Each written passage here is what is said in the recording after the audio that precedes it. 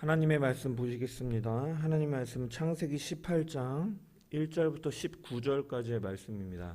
창세기 18장 1절부터 19절의 말씀입니다.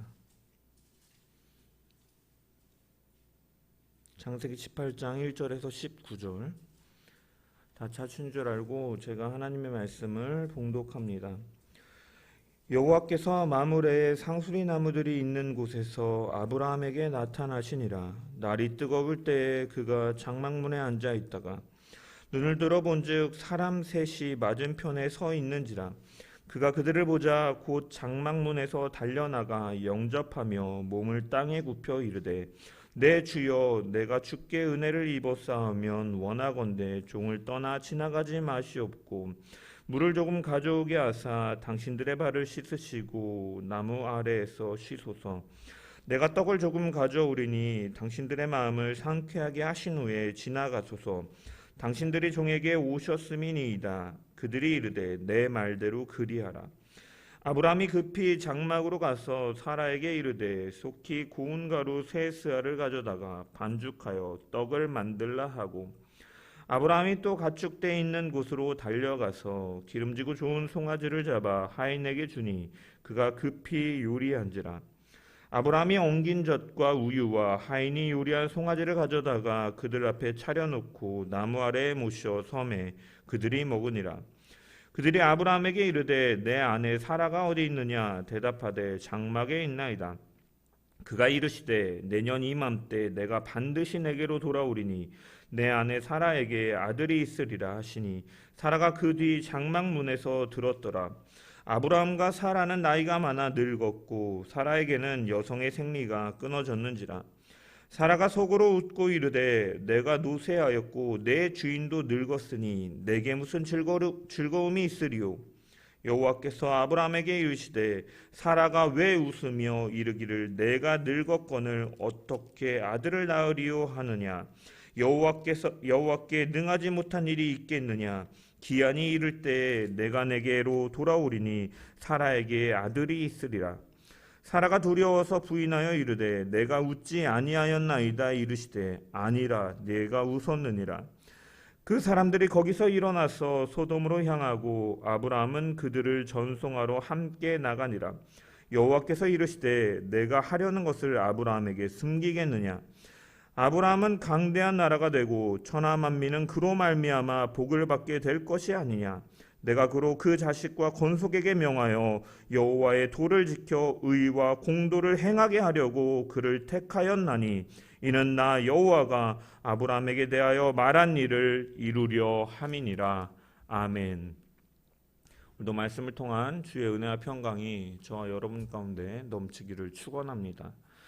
우리는 지난주에 창세기 17장의 말씀을 통해서 엘샤다이 전능하신 하나님에 대해서 말씀을 나누었습니다.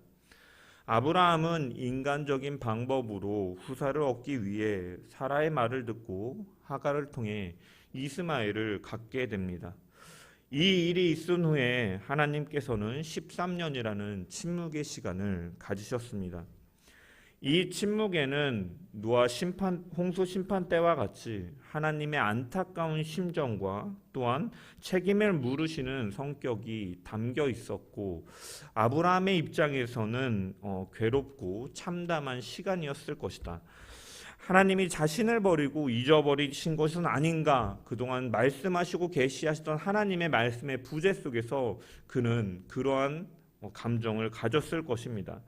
그렇지만 하나님께서는 그를 잊으시거나 버리신 것이 아니라 다시 한번 그에게 나타나셔서 약속을 주어 그에 대한 변함없는 사랑을 보여주셨습니다. 그러면서 하나님께서는 아브라함에게 약속을 상기시키시면서 나는 전능한 하나님이다, 자신을 전능하신 하나님으로 소개하신 것이죠. 생리적으로 아이를 가질 수 없는 노년의 나이지만 그에게 하셨던 후사에 대한 약속을 상기시키시면서 다시 말씀하시면서 그 일은 분명히 이루어질 것이다. 왜냐하면 그 일을 이루시는 분은 바로 전능하신 하나님임을 분명하게 말씀하신 것입니다. 이것은 환경과 상황과 상관없이 하나님께서 하시고자 하는 일은 분명히 이루시는 전능하신 하나님, 그리고 언약의 주체가 바로 하나님이심을 드러내신 것이죠. 그러면서 그에게 이렇게 말씀하십니다. 너는 내 앞에서 행하여 완전하라. 이 전능하신 하나님 앞에서 행하여 완전하라 라고 명령하셨습니다.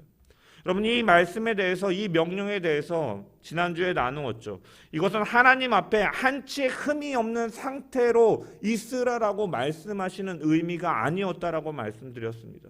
그 거룩하신 하나님 앞에 우리 연약하고 죄 많은 인간이 어떻게 흠없이 설 수 있겠냐라는 것이죠. 그래서 이 행하다라는 동사 히브리어가 할라크인데 이것은 걷다라는 의미를 가지고 있다라고 말씀을 드렸고, 즉 내 앞에서 행하여 완전하라라는 것은 내 앞에서 걸으라라는 명령이었다라는 것이죠. 즉 하나님 앞에서 걸으라라는 것은 하나님을 놓치지 말고 언제나 그분이 앞에 계시다라는 의식 속에서 걸으라, 생활하라 하라는 말씀이었던 것입니다. 그리고 성경에서 완전하다, 이 탐임이라는 동사가 이 사람에게 사용될 때는 어떠한 상태를 말하는 것입니까? 완전하신 하나님을 믿고 의지하는 상태, 스스로가 흠이 없고 완벽한 상태를 말하는 것이 아니라 그 전능하시고 완벽하신 하나님을 믿고 의지하는 상태가 바로 흠이 없는 상태요, 탐임의 상태다. 우리가 시편의 말씀을 통해서 살펴보았던 것입니다. 인간적인 방법으로 그동안 자신의 문제를 해결하려 했던 이 아브라함에게 하나님께서는 너는 내 앞에서 행하여 완전하라라는 명령은 무슨 의미냐? 나는 너의 어떠한 상황이든지 환경이든지 어떠한 사건이든지 모든 문제를 해결하실 수 있는 전능하신 하나님이고 나에게는 능력이 충분히 있는 자이니 항상 너는 나를 의식하고 나를 믿고 살고 네가 온전해질 수 있도록 모든 사건과 상황 속에서 나를 의존하라, 믿으라, 믿으면서 살라라고 말씀하신 것입니다. 또한 이렇게 하는 자에게, 하나님을 완전하신 하나님을 믿고 의지하는 자에게 전능하신 하나님께서는 완전케 하시는 분임을 또한 이 말씀 명령 가운데 담겨 있는 것이죠. 우리는 스스로 완전할 수 없으나 이렇게 하나님을 향한 믿음과 의지를 가지는 이 탐임의 상태, 하나님과의 의로운 관계 속에서의 상태를 유지한다면 하나님의 전능하신 능력은 믿는 자들을 구원하고 또한 흠이 없게 온전하게 변화시키는 전능하신 하나님이 그렇게 하신다라는 말씀의 뜻이 담겨 있는 것입니다. 우리 스스로는 될 수 없지만 하나님의 전능하신 능력이 우리의 믿음과 그 순종의 상태를 통하여 우리의 삶과 영혼을 변화시키는 줄 믿습니다. 보혜사 성령 진리 가운데로 인도하시는 그분께서 우리를 날마다 진리로 인도하시고 때로는 말씀으로 책망하시며 우리를 그 구원에 이르도록 이끄신다라는 것입니다. 신자가 계속 믿음으로 그리스도와 연합될 때 전능하신 하나님의 능력이 우리의 변화된 성품과 삶으로 나타나게 되는 것이고, 그것이 바로 복음의 능력이요 전능하신 하나님의 의지이자 뜻임을 우리는 분명하게 바라봐야 될 줄 믿습니다. 이렇게 아브라함에게 명령하신 하나님께서는 오늘 본문에 어느 날 이제 두 천사와 함께 나그네의 모습으로 아브라함 앞에 나타나셨습니다. 1절의 말씀을 보면 이렇게 기록되어 있습니다. 여호와께서 마므레의 상수리 나무들이 있는 곳에서 아브라함에게 나타나시니라. 날이 뜨거울 때에 그가 장막문에 앉아 있다가, 개역개정은 이 하나님께서 나타나신 때를 날이 뜨거울 때라고 기록하고 있습니다. 원문으로 보면 그 날과 덥다라는 단어가 이렇게 기록되어 있는데 이를 직역하면 그날의 가장 더운 때라는 의미입니다. 그래서 한 정오를 조금 지난 시간임을 우리는 알 수가 있는 것이죠.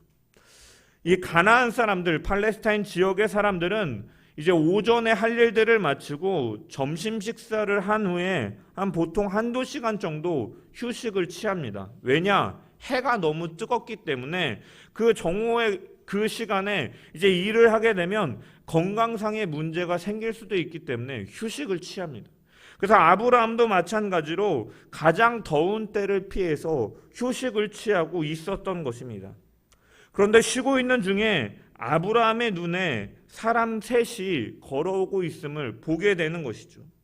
2절의 말씀을 보니까 눈을 들어본즉 사람 셋이 맞은편에 서 있는지라 그가 그들을 보자 곧 장막문에서 달려나가 영접하며 몸을 땅에 굽혔다라고 기록되어 있습니다. 이 아브라함은 왜 세 사람을 보자마자 이렇게 황급히 나가게 되었는가?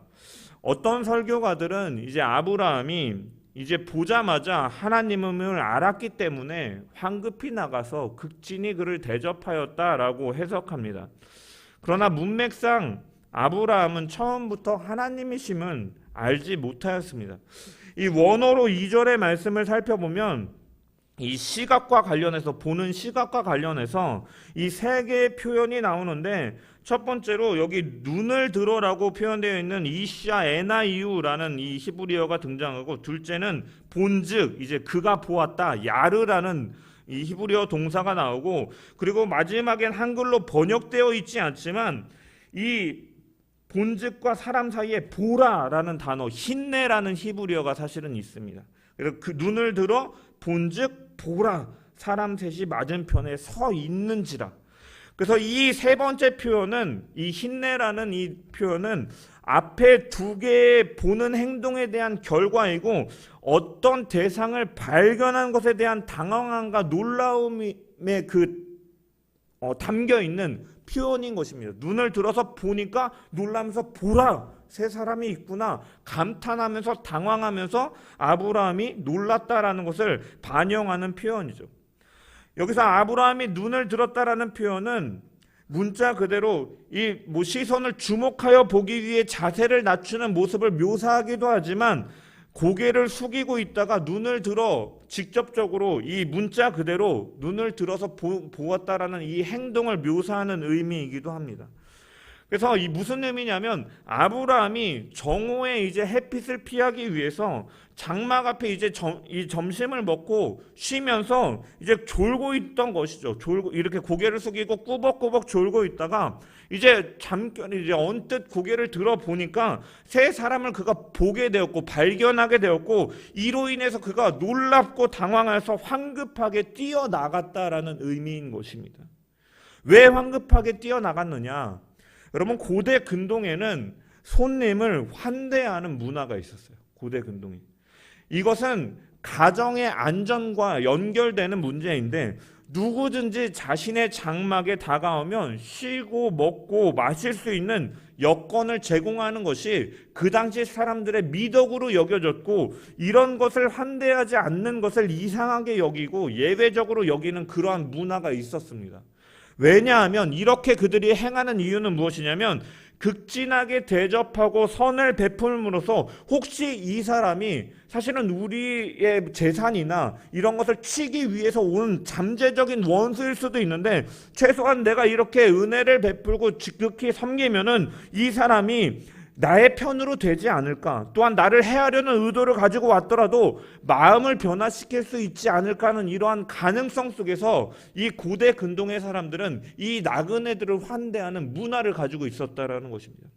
그래서 즉 그가 달려나가 영접했다라는 것은 졸고 있느라고 이 나그네들을 환대하지 못한 것을 만회하기 위한 행동이었지 처음부터 하나님임을 알고서 아브라함이 한 행동 자체는 아니었다라는 것을 알 수 있습니다. 이것은 성경의 기록에서도 드러나는데 아브라함이 처음 그들을 발견했을 때 2절에 보면 사람 셋이 맞은편에 서 있는지라 사람이라고 표현하고 아브라함이 사람으로 봤다라는 것입니다. 중요한 것은 이 모습을 통해서 알 수 있는 것은 무엇이냐면 아브라함은 손님이나 나그네를 대접하는 것을 즐겨하는 즉 이것은 그리고 하나님께서 기뻐하시는 행동을 하는 사람이었다라는 것이죠. 손님들이 초청에 의하자 아브라함은 6절에 보면은 급히 장막으로 가서 사라에게 뭐라고 말합니까? 고운 가루 3스아를 가져다가 이제 반죽하여 떡을 만들라, 빵을 구워라 라고 부탁을 합니다. 성경학자들마다 이 한스아에 대한 추측이 다른데, 이 학자들마다 적게는 이 한스아가 8리터, 많게는 이제 15리터, 그러니까 24리터 아니면 45리터. 여러분 사무엘상 25장을 보면요, 이제 아비가일이 이제 화가 나서 자신의 남편 나발을 죽이려고 그 진군하는 다윗과 그의 부하 이제 400명을 달래기 위해서 이제 빵을 만드는데, 그가 5스아를 가지고 이 400명을 대접하기 위해서 그가 5스아를 가지고 빵을 만드는데, 이런 점을 고려한다면 이 세스아, 사라에게 부탁한 세스아는요, 사실 손님 3명에게 대접하기에는 굉장히 매우 많은 양이었다라는 것이죠. 거기다가 기름지고 좋은 송아지를 잡아 요리했는데, 이것은 손님을 최고로 대접하기 위함이었다라는 것입니다. 히브리서 13장 2절의 표현처럼 손님 대접하기를 잊지 말라. 이로써 부지 중에 천사들을 대접한 이들이 있었느니라. 부지 중에 천사들을 대접한 이들이 있었느니라. 모르고서 천사를 대접한 사람이 있었다라고 말씀하고 있는 것처럼, 아브라함은 자기 집을 방문한 나그네들이 하나님과 천사인 줄을 알고 대접했기보다는 평소와 같이 그날도 나그네들을 극진하고 따뜻하게 영접했는데, 나중에 대화하면서 그가 그분이 하나님이심을 알게 된 것입니다. 성경은 손님 대접하기를 즐겨하고 나그네를 환대하라라고 하나님의 백성들에게 명령하시죠. 하나님께서 이스라엘 백성들에게 주셨던 구약의 율법에 나그네를 업신여기지 말고 사랑으로 환대하라라고 여러 번에 걸쳐서 말씀하셨습니다. 대표적으로 신명기 10장 17절에서 19절의 말씀을 보면 하나님께서 이렇게 말씀하십니다. 너희의 하나님 여호와는 신 가운데 신이시며 주 가운데 주시요 크고 능하시며 두려운 하나님이시라. 사람을 외모로 보지 아니하시며 뇌물을 받지 아니하시고 고아와 과부를 위하여 정의를 행하시며 나그네를 사랑하여 그에게 떡과 옷을 주시나니 너희는 나그네를 사랑하라. 전에 너도 애굽 땅에서 나그네 되었음이라 라고 말씀하시면서 이 나그네에 대한 사랑과 환대를 하나님께서 명령하신다라는 거예요. 그리고 구약의 선지서들을 보면 하나님께서 자신의 백성들의 죄악을 지적하실 때, 징계하실 때 보면 그 근거 중에 하나가 무엇이냐면 너희가 나그네를 학대하였다라고 말을 합니다. 에스겔서 22장 6절에서 7절 말씀 보면 이스라엘 모든 고관은 각기 권세대로 피를 흘리려고 내 가운데 있었도다. 그들이 내 가운데에서 부모를 업신여겼으며 내 가운데에서 나그네를 학대하였으며 내 가운데서 고아와 과부를 해하였도다. 이 죄악의 하나의 근거로 나그네를 학대하는 것을 근거로 삼으시는 것을 보게 되는 것입니다. 그래서 하나님께서 자기 백성들이 회개하고 돌이키기를 촉구하실 때 나그네를 선대하라라고 명령하시는 것도 보게 되는 것입니다. 오늘날에는 물론 이 같은 우리가 고대 근동의 문화를 그대로 지킬 필요는 없지만, 우리가 중요하게 기억해야 되고 배워야 될 것은 무엇이냐? 이 아브라함이 나그네를 선대하고 환대하는 이 마음가짐, 우리가 분명히 기억하고 배우며 우리 삶 가운데 나타내야 되는 정신이다라는 것이요. 왜냐? 손님 접대와 나그네 환대는 이웃 사랑의 가장 좋은 기회이고 믿음의 구체적인 행동이기 때문인 것이죠. 하나님 사랑과 이웃 사랑은 구약부터 신약 시대까지 절대 변하지 않는 하나님의 큰 계명이다라는 것입니다. 거기서 사랑과 희생과 화평과 섬김과 복음이 그 증거로 나타나기 때문에 우리는 사람을 대할 때, 사람을 이웃을 대할 때 우리는 사랑과 섬김으로 환대하며 대해야 된다라는 것입니다. 성도들의 삶 가운데 그러한 모습이 자연스럽게 나타나야 된다라는 것입니다. 오늘날의 나그네는 누구를 말합니까? 나그네는 어떠한 사람들입니까? 긴 여정으로 인하여서 지친 사람들, 마실 물이 없어 있는 사람들, 먹을 수 없는 것을 가지고 있는 사람들에게 먹고 마시고 쉬다가 너의 마음을 기쁘게 하고 가라라고 아브라함이 말하고 있는 것처럼, 정처 없이 또한 다니면서 힘들고 지친 그러한 보잘것없는 사람들에게 우리는 따스한 섬김과 봉사를 통해서 하나님의 사랑과 은혜를 나타내야 되는 자들이다라는 것입니다. 이것이 우리에게 너가 나를 사랑하면 그 사랑을 내 이웃에게 흘려보내라라고 하나님께서 명령하신 말씀인 것이죠. 그래서 우리가 이웃을 사랑하는 신앙의 모습이 우리 가운데 나타나야 될 줄 믿습니다. 그것이 바로 신앙이 삶으로 드러내는 성도의 모습인 줄 믿습니다. 우리 안에 이러한 이웃 사랑의 모습, 아브라함과 같이 환대하고 그들을 환영하며 섬겼던 그러한 모습들이 우리의 삶 가운데 나타남을 통하여 그리스도의 향기가, 그리스도의 사랑이 저와 여러분의 삶 가운데 드러나기를 축원합니다. 아브라함에게 나타나신 하나님은 나그네의 모습으로 오셨습니다. 구약 성경을 보면 하나님이 사람의 모습으로 나타나시는 것이 몇 차례 있는데 이 구체적인 사례 중에 하나가 바로 오늘 본문입니다. 그리고 세 분 중에 한 분은 여호와 하나님이시고 나머지 두 분은 이제 천사인데, 이렇게 하나님께서 사람으로 나타나시는 것을 이제 신현이다 아니면 현현이다라고 말을 합니다.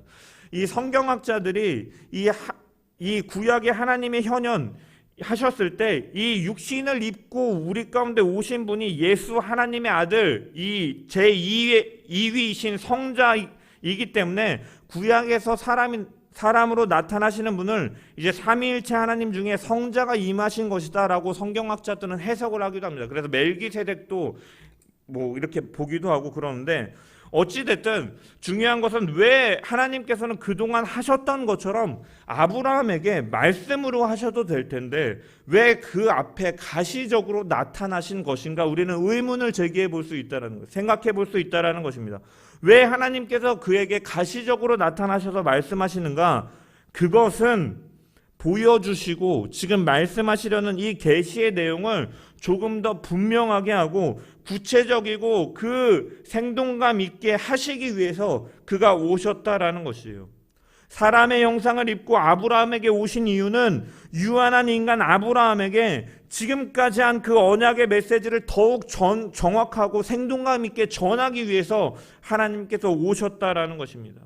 여러분, 왜 예수 그리스도가 이 땅 가운데, 우리 가운데 성육신 하셔서 이 땅에 오셨습니까? 그분이 이 땅에 오신 이유는 우리에게 가장 확실한 구원의 메시지인 복음을 주시려고 오셨다라고 성경은 증언합니다. 히브리서 기자는 그래서 1장 1절에서 2절에 이렇게 말씀합니다. 옛적의 선지자들을 통하여 여러 부분과 여러 모양으로 우리 조상들에게 말씀하신 하나님이 이 모든 날 마지막에는 아들을 통하여 우리에게 말씀하셨다라 그러죠. 그분의 오심은 그 구약의 모든 선지자들과 그 기록들을 확실하게 말씀하시기 위해서 예수 그리스도가 이 땅에 오셨다라고 히브리서 기자가 말하고 있는 것처럼 그분의 오심은 우리에게 복음을 말씀하시기 위함인 것이었고, 마찬가지로 오늘 본문에서 아브라함을 이 사람의 형상으로 찾아오신 하나님은 이삭의 탄생을 말씀하시기, 좀 더 생동감 있고 정확하게 말씀하시기 위함이었고, 더 나아가서 이 메시지 안에는, 이 약속 안에는 복음이 담겨 있기 때문에 하나님께서는 직접 하나님의 이 사람의 몸으로 오셔서 아브라함에게 말씀하고 계신 것이에요. 1차적으로 이삭의 탄생에 대한 말씀이기도 하지만 우리가 오늘 본문 후반부에 읽은 것처럼 그 뒤에 복음의 내용이 담겨 있기 때문에 아브라함에게 내가 무엇을 숨길 게 있겠느냐라고 말씀하시면서 그 구원의 뜻을 정확하게 알려주시기 위해서 하나님께서는 이처럼 오셔서 말씀하고 계신 것이죠. 아브라함은 이렇게 오신 이 손님들을 정말로 정성스럽게 대접합니다. 달려나가서 그들을 영접하고 몸을 굽혀서 땅에 굽혀서 인사합니다. 몸을 땅에 굽힌다라는 행위는요, 고대 근동에 굉장한 예의를 갖추는 행위예요. 야곱이 에서를 맞이할 때 그가 몸을 땅에 굽히고, 요셉의 아버지 야곱을 환영할 때도 몸에 땅을 굽히고, 제자들이 스승 엘리사를 맞이할 때도 이렇게 예절을 갖추는 모습들이 성경에 기록되어 있습니다. 이처럼 예의를 갖춰서 정중하게 손님을 대접하는 것이죠. 그리고 세 사람에게 말하는 것입니다. 내 주여, 내가 주께 은혜를 입었사오면 원하건대 종을 떠나 지나가지 마시옵고 물을 조금 가져오게 하사 당신들의 발을 씻으시고 나무 아래에서 쉬소서. 내가 떡을 조금 가져오리니 당신들의 마음을 상쾌하게 하신 후에 지나가소서. 굉장히 부드럽고 신중하게 정중하게 대하면서 부탁하고 간청하는 형태로 아브라함이 말을 하고 있다라는 것이에요. 그래서 이 세 사람은 아브라함의 말을 듣고 이 청을 받아들입니다. 그래서 아브라함은 장막에 들어가서 사라에게 고운 가루 세 스타를 가져다가 떡을 가져오게 하고 송아지를 잡아서 요리하게 하고 엉긴 젖과 우유를 준비해서 이제 음식을 풍성하게 대접하는 것이죠. 이제 이 세 사람이 준비된 음식을 먹는 것까지가 우리가 읽은 8절까지의 내용입니다. 이어서 이 세 사람이 식사를 마치신 후에 9절에 보면 이렇게 말씀합니다. 그들이 아브라함에게 이르되 내 아내 사라가 어디 있느냐? 대답하되 장막에 있나이다. 네 아내 사라가 어디 있느냐? 장막에 있습니다. 그러니까 하나님께서 10절에 이렇게 말씀, 그가 이르시되 내년 이맘때 내가 반드시 내게로 돌아오리니 내 아내 사라에게 아들이 있을 것이라 하시니 사라가 그 뒤 장막문에서 들었더라. 여러분, 여기서 주목해 봐야 될 부분은요, 내가 반드시 내게로 돌아오리니 라는 부분이에요. 여러분, 히브리어 원문으로 보면요, 이 슈브라는 단어가 돌아오다, 돌이키다라는 의미를 갖고 있는데, 이 돌아오다라는 슈브가 여기 보면은 부정사 절대형과 미완료 1인칭으로 두 번에 걸쳐서 사용함을 통해 이 동사의 뜻을 강조하는 형태로 사용되고 있어요. 무슨 말이냐면 확실하게 내가 너에게 돌아올 것이다. 분명히 나는 진실로 너에게 돌아올 것이다. 너에게 나타나실 것이다. 그래서 그 돌아와서 내가 확실히 돌아와서 너의 아내에게 아들이 있을 것이다. 이건 무슨 말이냐면 분명히 내가 두 번에 걸쳐서 말씀하심을 통해서 분명히 내가 이 일을 이루시겠다라고 다시 한번 강조하는 의미로 사용하고 있다는 것이죠. 여러분, 신실하신 하나님께서 약속하신 것은요, 사실 이렇게 두 번씩이나 강조하지 않더라도 반드시 이루어지지만 이 믿음 없는 인간에게 확신을 주기 위해서 하나님께서는 이렇게 강조하셔서 말씀하고 계시다라는 거예요. 여러분, 이 약속은 아브라함이 갈대아 우르와 하란에서 약속을 받았던 그 25년 전에 그 25년 전부터 지금까지 해오셨던 약속을 사람으로 오신 여호와 하나님께서 친히 선포하시는 순간이다라는 것이죠. 중요하면서 그에게 더 정확하고 확실하게 알려주기 위해서 말씀하고 계시다라는 것입니다. 이것은 여호와 하나님께서 사라를 통한 이삭의 사건에 대해 이 사건이 얼마나 중요한 것인가를 드러내고 있는 것이다라고 할 수가 있는 것이죠. 그래서 친히 오셔서 사람의 몸으로 오셔서 말씀하고 계시다라는 거예요. 왜 이 사건이 중요하느냐? 그것은 바로 아브라함의 씨를 통해서 오실 인류의 유일한 구세주, 이 메시아와 직접적으로 관련된 메시지를 전하기 위함인 것이죠. 예수 그리스도와 관련된 메시지로서 인류 역사 가운데 가장 중요한 비밀이고 영생을 주는 복음이기에 주님께서 친히 오셔서 직접 선포하고 계시다라는 것입니다. 이때 아브라함의 아내 사라가 그 뒤 장막문에 서 있었는데 이 하나님의 말씀을 듣게 되니까 그때 아브라함의 나이가 99세, 사라는 89세, 이 태가 끊긴 사라의 생리는 완전히 끊겨진 상태. 그래서 그분의 말씀을 들을 때 그가 장막문 뒤에서 듣고 속으로 웃었다라고 말했어요. 내가 노쇠하였고 내 주인도 늙었는데 내게 무슨 즐거움이 있으려. 에이, 그런 일이 있겠어? 내가 생리도 끊기고 이렇게 늙었는데. 그때 여호와께서 아브라함에게 말씀하시죠. 사라가 왜 웃으며 이르기를 내가 늙었으며 어떻게 아들을 낳으리라 하느냐라고 말씀하시면서 14절에 보면 여호와께 능하지 못한 일이 있겠느냐. 여호와께 능하지 못한 일이 있겠느냐.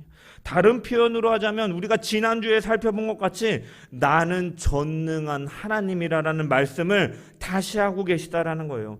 이 하나님의 말씀 속에는 하나님의 전능하심에 대하여 선포하시고 그 일을 분명히 이루실 것에 대해서 말씀하고 계시다라는 거예요. 그리고 이 일 안에는 우리는 이 복음과 관련된 일임을 우리는 발견할 수 있는데 복음은 오직 전능하신 하나님의 역사에 따라서 나타난 일임을 우리는 볼 수가 있다는 것입니다. 여러분, 하나님께서 아브라함에게 말씀하신 이 일에 덧붙여서 17절에서 18절에 보면 하나님께서 이렇게 말씀하세요. 여호와께서 이르시되 내가 하려는 것을 아브라함에게 숨기겠느냐. 아브라함은 강대한 나라가 되고 천하 만민이 그로 말미암아 복을 받게 될 것이 아니냐. 이 말씀 속에는 아브라함의 씨로 인해서 천하 만민이 복을 받게 될 것임을, 아브라함의 후손으로서 메시아신 예수 그리스도가 오시고 그분을 통하여 만민이 그 영생을 누리는, 구원을 받고 영생을 이루는 그 복을 얻게 될 것임을 포함하고 있다라는 것입니다. 이 복음이 담겨 있다라는 것이죠. 그래서 하나님께서는 직접 오셔서 말씀하신 것입니다. 여러분, 그런데 이 중요한 말씀 속에서 사라는 하나님의 약속을 가벼이 여기고 등한시 여기고 믿지 않고 불신하고 하나님께 거짓말을 하기까지는 나 웃지 않았습니다 라고 말하지만, 하나님은 그에게 어떠한 태도를 보이십니까? 그의 그 불신하는 모습을 보면서 그래? 그럼 내가 약속을 이루지 않을게 하면서 취소하시는 것이 아니라, 그럼에도 불구하고 하나님은 은혜를 베푸시면서 다시 한번 확증시켜 주시는 거죠. 여러분, 여기에는 무슨 하나님의 모습을 볼 수가 있습니까? 택한 자를 향한 하나님의 마음은 무한한 사랑이고, 택한 자를 하실 수 있는 근거는 하나님의 무한하신 속량의 은혜가 있기 때문에 가능하다라는 것입니다. 그를 통하여, 이 아브라함의 씨를 통하여 예수 그리스도가 오시고 그분을 통하여 모든 자들이 구원을 받는 이 복을 누리는 것의 근거는 사람에게 있는 것이 아니라, 그가 사라가 믿음이 좋고 하나님의 말씀을 전적으로 의지해서 이러한 일들이 벌어지고 있는 것이 아니라, 하나님의 무한하신 용서와 그분의 일하심, 그 사랑 속에서 이러한 일들이 나타나다라는 것입니다. 그래서 긍휼이 많으신 하나님께서는 이러한 불신 속에서도 약속을 취소하지 않으시고 복음을 선포하고 계시는 것이죠.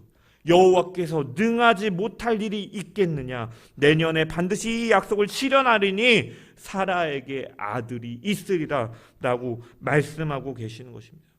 이처럼 하나님께서는 아브라함의 아들 이삭의 탄생을 거듭 약속하고 확증하여 주시면서, 이 전능하신 하나님께서는 사라의 불신앙을 제거해 주시고 믿음을 더하고 계시다라는 것입니다.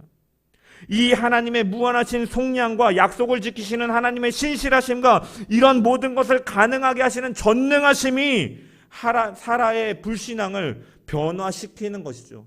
그가 여기서는, 오늘 본문에서는 하나님의 말을 듣고 그가 웃었다, 비웃은 것이죠. 조소한 것이죠. 그러나 그가 이삭이 탄생된 이후에 진정으로 기뻐하며 웃으면서 하나님을 경외하고 찬양하였던 것처럼, 하나님의 신실하심과 하나님의 속량하심과 그 하나님의 구원하심과 이 하나님의 이러한 일들을 이루시는 하나님의 전능하심은 이러한 불신앙을 신앙으로 바꾸시고 우리의 슬픔을 기쁨으로 바꾸시는 그 하나님의 능력이다라는 것입니다.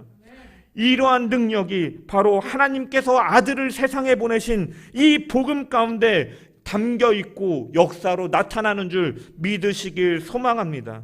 사라의 비웃음을 이 아들의 탄생, 이삭의 탄생을 통해 참 기쁨으로 바꾸신 것처럼 죄와 사망으로 걸어가는 자들에게 예수 그리스도를 보내주시면서 그 영원한 생명으로 바꾸심을 믿으시길 소망합니다. 이것은 결코 다른 것으로 될 수 없습니다. 불가능합니다. 오직 하나님의 전능하심 속에서 가능한 것을 믿으시길 소망합니다. 처녀가 잉태하여 아들을 낳을 것이요 그의 이름을 임마누엘이라 하리라 하셨으니, 하나님이 우리와 함께 계시다 함이라. 어떻게 처녀가 아들을 낳을 수 있겠습니까? 이 하나님의 전능하심 속에서, 이 복음의 능력 속에서 우리가 구원받을 수 있음을 기억하는 저와 여러분 되기를 소망합니다.